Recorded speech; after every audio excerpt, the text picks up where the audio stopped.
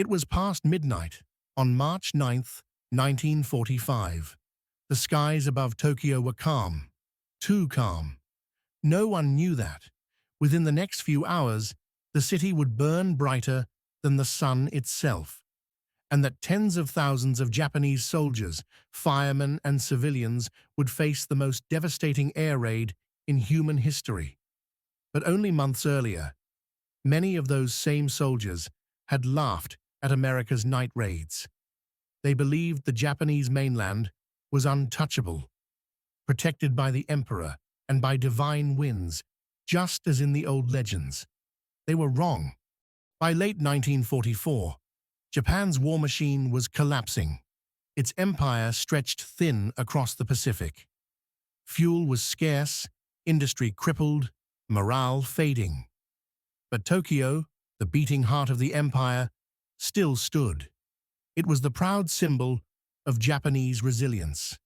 And for many soldiers, it was unthinkable that the Americans could ever reach it. Early American bombers, like the B-17 and B-24, had tried daylight raids against Japan's industrial cities. They faced the infamous jet stream, powerful winds at high altitude that scattered formations and ruined accuracy. To the Japanese, it was proof that the Americans were fools. They mocked the giant silver planes that dropped bombs miles off target. At army briefings, officers reassured their men, "The enemy cannot harm the homeland. Their planes are too slow, their bombs too weak, their pilots too afraid." Japanese propaganda spread the same message. The air defense network would protect Tokyo. The Americans could never break through. But on the other side of the Pacific, something was changing. A new weapon had arrived. The Boeing B-29 Superfortress. It was the most advanced bomber ever built, faster, higher flying, and deadlier than anything Japan had seen. It carried more bombs, flew twice as far, and cruised above the reach of most anti-aircraft guns. When the first B-29s appeared over Japan in late 1944, their impact was modest. Flying at 30,000 feet, they bombed factories by day, but high winds and cloud cover made precision impossible. The Japanese mocked them once again. "They waste fuel to bomb the sky," one officer sneered. "Their bombs fall into the ocean." General Curtis LeMay, commanding the 21st Bomber Command, took note. The conventional strategy wasn't working. Japan's defenses, radar-guided flak, fighter interceptors, and night fighters were still intact. But LeMay had a different idea, a brutal, unorthodox one. LeMay studied Japanese cities carefully. They weren't like Berlin or Hamburg. Most Japanese homes were made of wood and paper. Their factories were small workshops scattered among residential districts. If he couldn't destroy the factories with precision bombs, he could burn the entire city that surrounded them. So he changed everything. He stripped the B-29s of most defensive guns to make them lighter. He ordered them to fly at low altitude, only 5,000 to 7,000 feet, to improve accuracy. And instead of high-explosive bombs, he loaded them with napalm-filled incendiaries. Each B-29 would carry a mix of M69 incendiary clusters, small cylinders designed to ignite on impact, splashing flaming gel across entire neighborhoods. The target? Tokyo, the heart of Japan.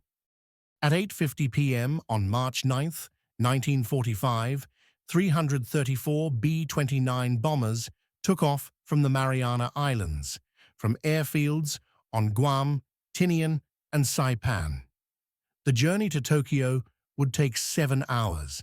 As they approached the coast of Honshu, the Japanese air raid alarms remained silent. Tokyo's defenders believed this was another high-altitude nuisance raid. Many officers even went to bed. At 12:08 a.m., the first Pathfinder bombers reached Tokyo. They dropped clusters of magnesium flares, bright white crosses that marked the target area. Within minutes, the night sky lit up as hundreds of bombers followed. Each plane unleashed thousands of small incendiaries, designed to burst mid-air and rain flaming gel down over the city. At first, Japanese anti-aircraft crews opened fire, blindly.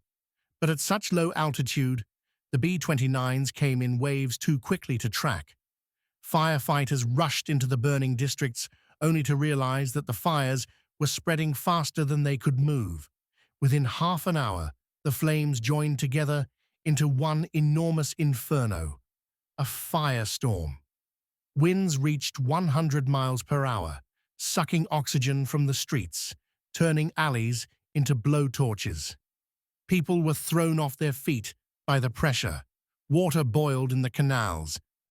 Families who ran to the river for safety found themselves surrounded by walls of flame, the air too hot to breathe. Entire blocks of Tokyo were erased in minutes.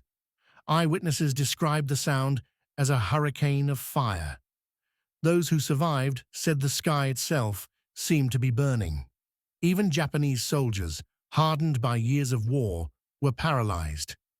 One remembered, "We fired at the planes, but the sky was too bright.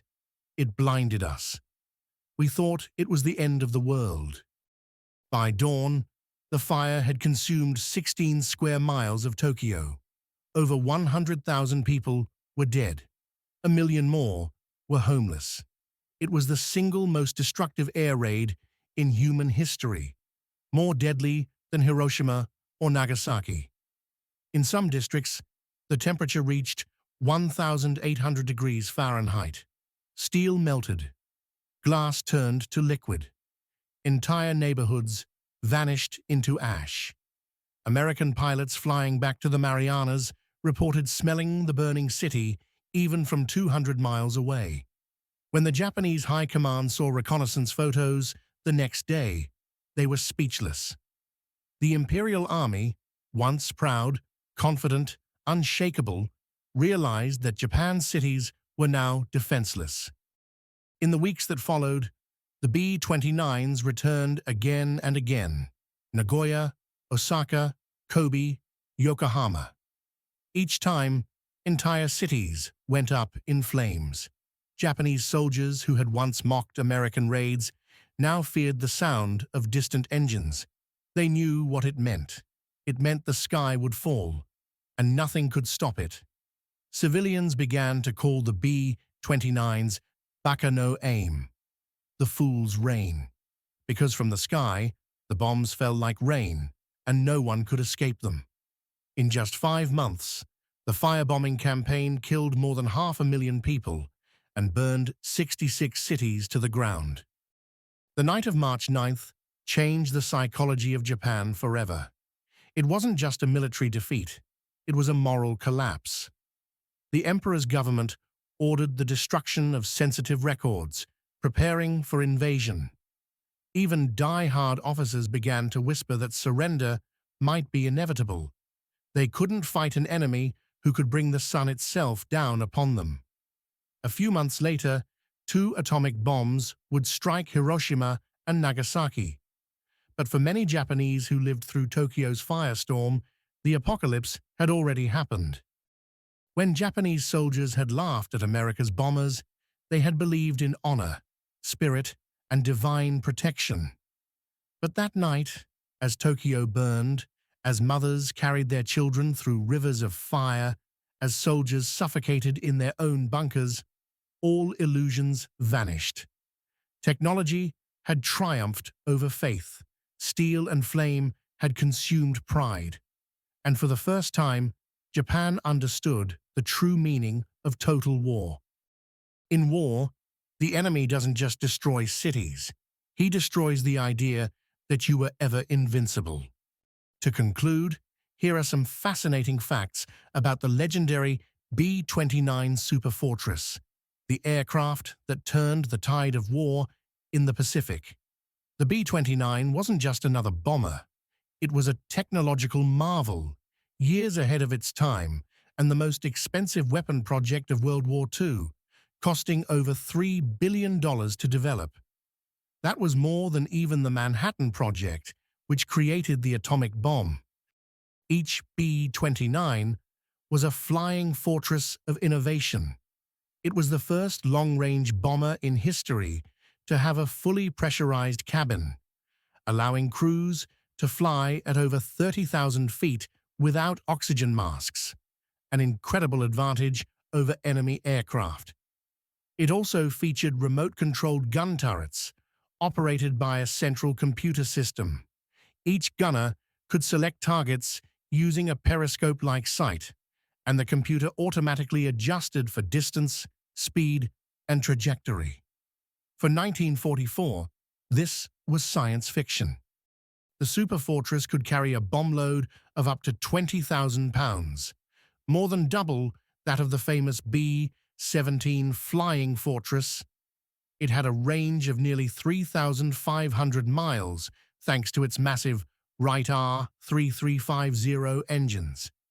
Those engines, though, were both its strength and its curse. Early models overheated frequently, causing deadly fires. Many crews referred to them grimly as the engines that hated you. But once refined, they gave the B-29 unmatched speed and altitude, high enough that many Japanese fighters simply couldn't reach them.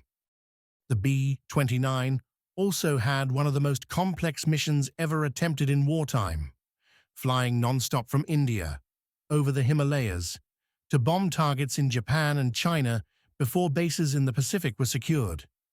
These missions were nicknamed the Hump Runs, and they pushed both men and machines to the breaking point.